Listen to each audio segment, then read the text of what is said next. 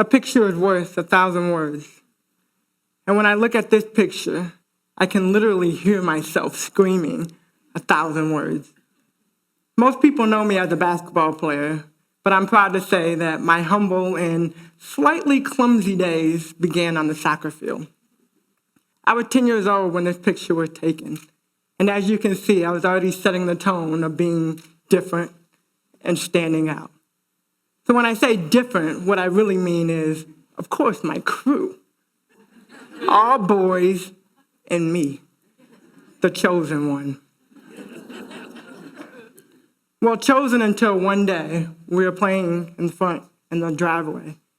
And as we were shooting hoops, of course, my fadeaway jump shot, hook shot, alley-oop, not the dunk, but close enough.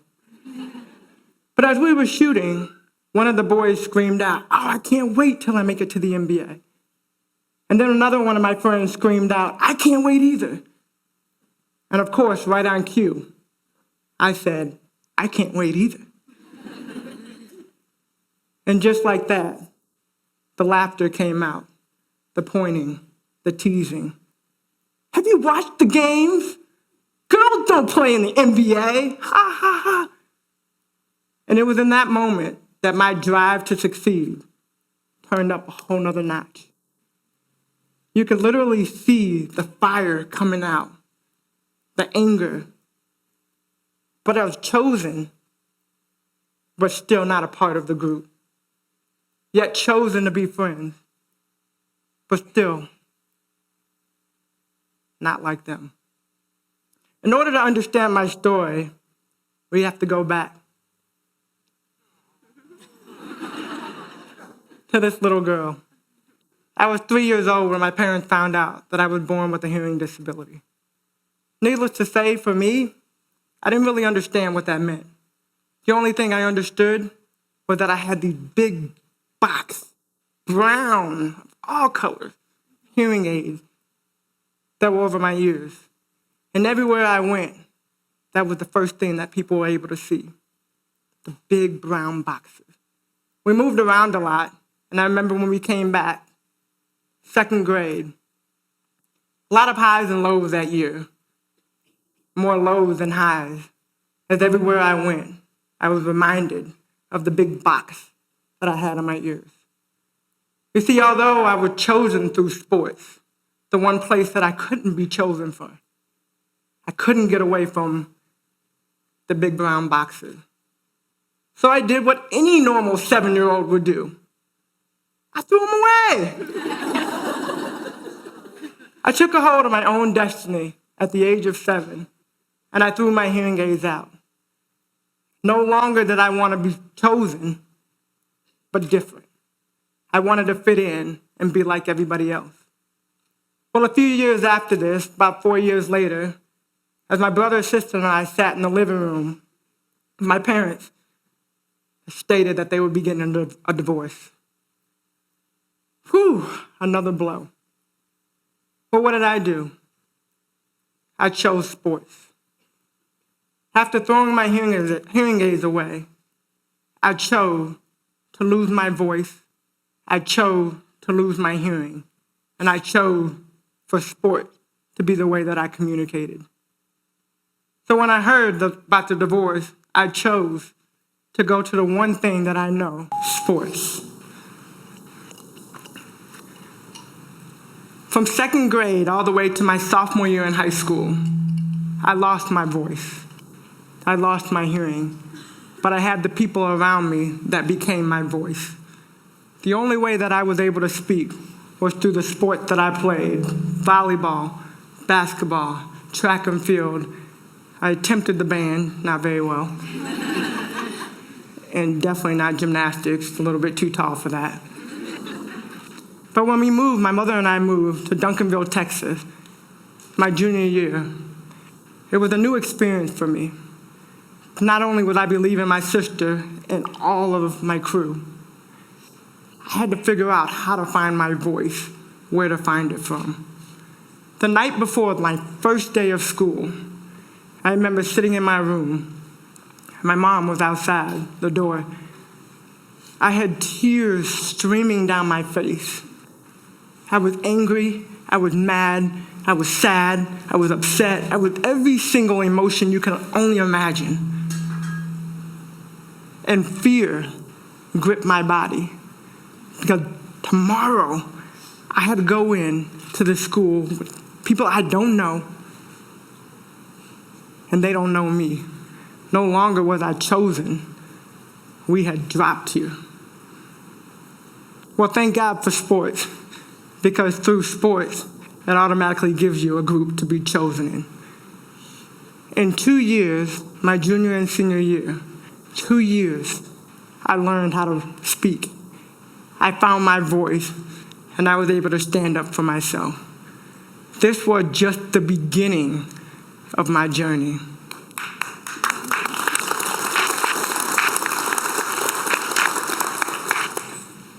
Amazing. I don't even know what else to say. When I landed at the University of Tennessee, Pat Summitt, we all know her as legendary, but for me, she was way more than that. She's the one that sat me down, went to the training room, sat me down and said, you know what? One day, your voice will impact millions of people.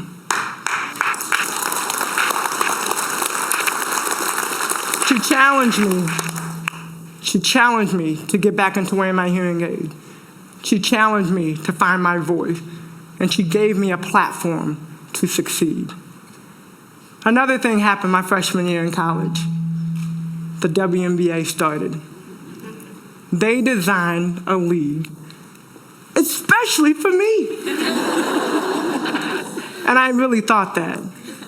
So through my 4 years of college, as Pat continued to pour into me, I got back into wearing my hearing aids. I went back to speech therapy.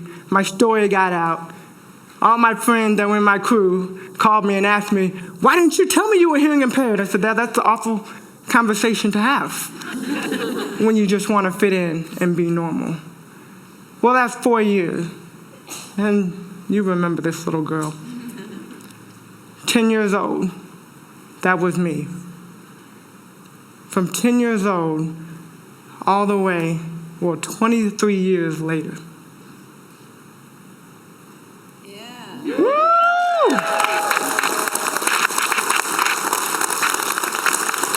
So let me take you on that journey of a 7-year-old that didn't want to fit in. A 7-year-old that didn't want to be made fun of. A 7-year-old that wanted to be normal. To a 10-year-old with a dream. To a now, I'm not old, yes. Being able to make dreams come true. I traded one driveway in to a much bigger driveway and an arena. And one thing I forgot to say, I had 2 exceptions to anybody being in my crew.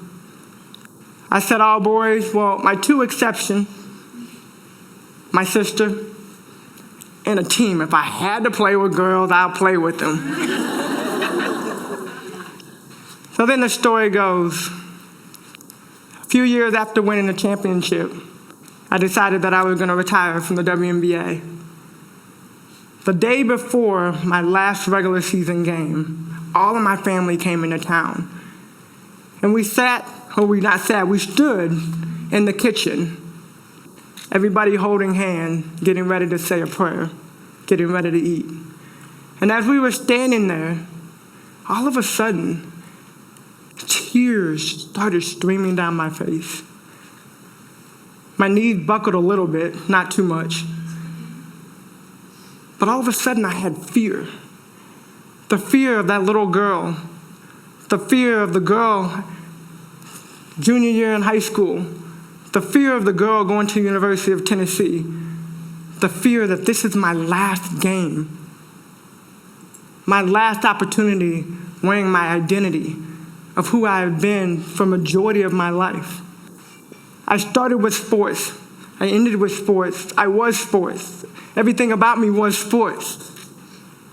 And as we stood there, hands held, tears coming down my face, and my mom who'd always been there, came over and put her arm around me and she said, "You're gonna be okay.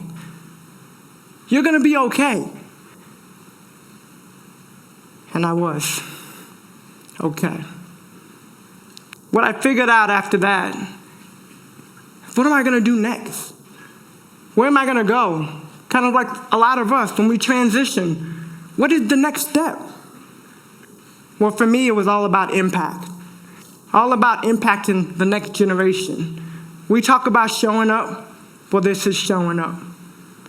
Shyla, my Catch the Stars Foundation, randomly, I brought a tea shop. Like 7-year-olds, they throw hangers away. Basketball players just buy tea shops. I don't know. And even beyond that, being able to get involved. Pacer Sports and Entertainment. Here I am, Fort Wayne Mad Ants, commentating. But I think the biggest thing is just being able to have opportunities. For all of us in the room, our gold medals look a little bit different. Some shinier, some bigger, some smaller.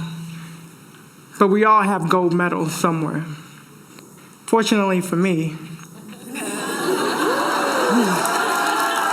I got pockets.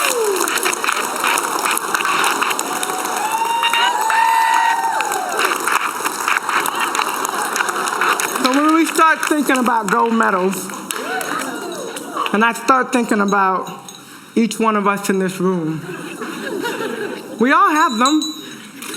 They have chips in them, so you can't take them. But we all have a challenge today. We've had a lot of ladies come up and speak. We've had dancers, we've had performers, we've had a little bit of everything today. But today is about showing up.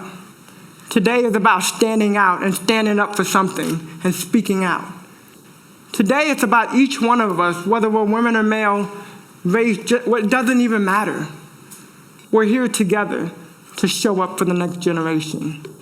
From that little girl at 10 years old that got her first sports rejection to 23 years later being able to win a championship, to moving on, transitioning to the other side of the sports world.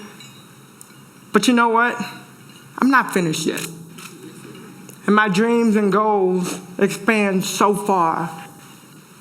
And the highs and lows that I experienced during my second grade, the highs and lows that I experienced gave me that drive, the drive to succeed. Going to the University of Tennessee, Pat gave me a platform to be different, a platform to speak up, a platform to stand out. The WNBA, it gave me an opportunity to use the thing that I've always been chosen in, which is sports. But even beyond that, on the other side, an opportunity to stand out, an opportunity to show up, an opportunity to be great. Thank you.